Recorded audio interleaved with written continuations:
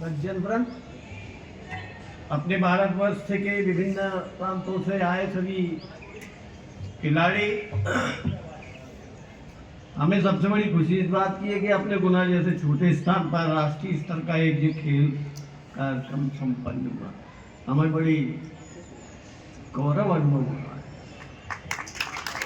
गौरव अनुभव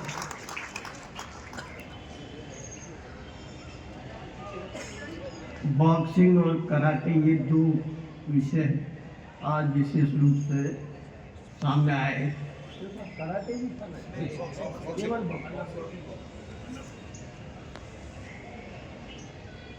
तो मैं आपसे एक निवेदन करना चाहूँगा, बॉक्सिंग हो या कराटे हो, उसमें संस्कृत की दो लाइनें हैं।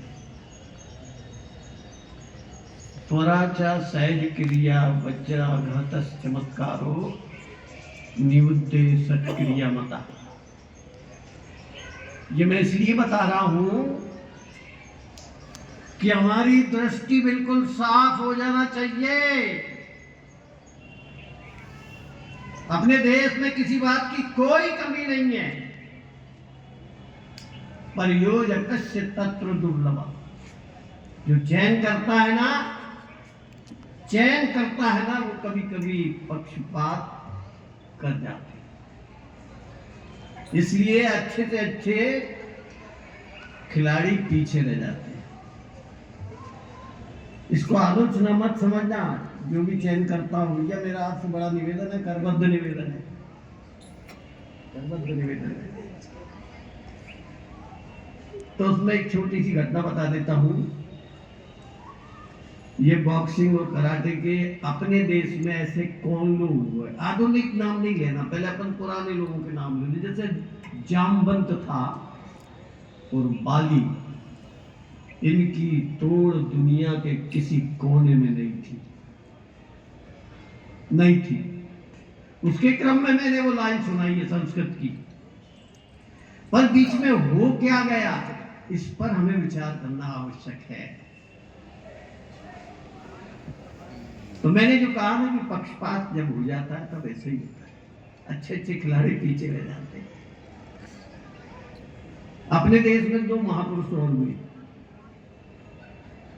उनके विषय में एक लाइन आती है, गादी तनय मन चिंता व्यापी, के ही विधि मरे ये निश्चर पापी। ये लाइन विश्वामित्र के ऊपर लागू होती है। विश्वामित्र जो थे, आज की जितनी टेक्नोलॉजी है, अस्त्र शस्त्र, वो सब उन्हें ज्ञान था। विश्वामित्र ये उत्तर का महापुरुष था, और दक्षिण में ऐसे के ऐसे ही महापुरुष था, उसका नाम था अगस्त ऋषि। वो भी उतना ही जानकार था। अब वो तलाश रहे थे कि कोई योग्य शिष्य मिले तो हम अपने ज्ञान के उसको दे सके। उसके क्रम में उन्होंने कहा था कि केही विधि मरे ये निश्चर पापी, मुझे कोई ऐसा व्यक्ति तो मिले कि जिसको अपनी विद्या उसको समर्पित कर सकूं। विद्या व्यापार नहीं है।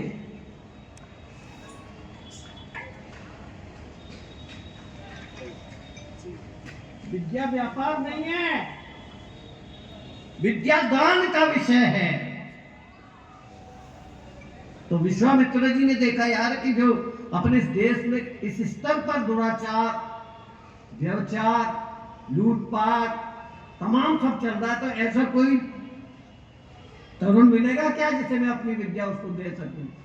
और उस जमाने में वो एक एक राज्य में बस्ती बस्ती में घूमते फिरे, और बस्ती बस्ती में घूमने के बाद केवल उन्हें एक अयोध्या का राजकुमार दिखा जिसका नाम था रामचंद्र। तो उन्होंने उसको कहा, उसके पिताजी से कहा दशरथ कि तुम तुम्हारे बेटे को दे दो जरा, मैं अपना एक प्रयोग करके देख लेता हूँ। प्रयोग क्या करने वाले हो आप? कहीं मैं अपने यज्ञ करूंगा और उसकी सुरक्षा के लिए जरूरी है, बाकी तो कहीं मैं खुद ही कर सकता हूँ। ये उनके शब्द थे, मैं खुद ही कर सकता हूँ, किंतु मैं जब अनुष्ठान और यज्ञ में बैठ जाता हूं ना, तो फिर वहां से हट नहीं सकता, उठ नहीं सकता, नहीं तो खंडित हो जाएगा। तूने कहा, फिर राजा ने कहा कि अरे मेरा ये छोटा सा बालक 15-16 साल का, और तुम राक्षसों से सुरक्षा करने के लिए इसको ले जाओगे, ये तो अभी कुछ जानते ही नहीं है खेल, खाने के दिन है इसके, मुझे आज्ञा दो, मैं चलता हूँ। तूने कहा, राजन नहीं, तुम्हारी जरूरत नहीं है। ये तात्कालिक विषय हो सकता है, तात्कालिक समाधान भी हो सकता है, पर मुझे चाहिए परमानेंट इलाज। इस देश में जो चल रहा है उसको मैं हमेशा हमेशा के लिए खत्म करना चाहता हूं, इसलिए मुझे तुम्हारे लड़के को ही दो। और वो ले गए, और वो ले जाने के बाद जितने भी, अभी कल एक परीक्षित राष्ट्र का सफल परीक्षण हुआ, क्या नाम था उसका, पिनाक नाम से उसका सफल परीक्षण हुआ। ऐसे सारे प्रयोग विश्वामित्र जी ने राम को सिखाए। उनका प्रयोग जब सब तरह से सीख गए वे, तो उन्होंने कहा आप चलो अपन यज्ञ करेंगे, और उसका फिर उन्होंने यज्ञ करने के लेकिन पहले उनको कहा कि सावधान रहना बेटे, कहीं ऐसा ना हो जाए कोई राक्षस आए और अपना यज्ञ विखंडित कर दे। उन्होंने कहा गुरु जी चिंता मत करो, भगवान की कृपा है, आपका आशीर्वाद है, एक भी व्यक्ति कोई आप मेरे होते हुए ऐसा कुछ नहीं कर पाएगा, इसलिए आप चिंता न करें। और वो सफल हो गए।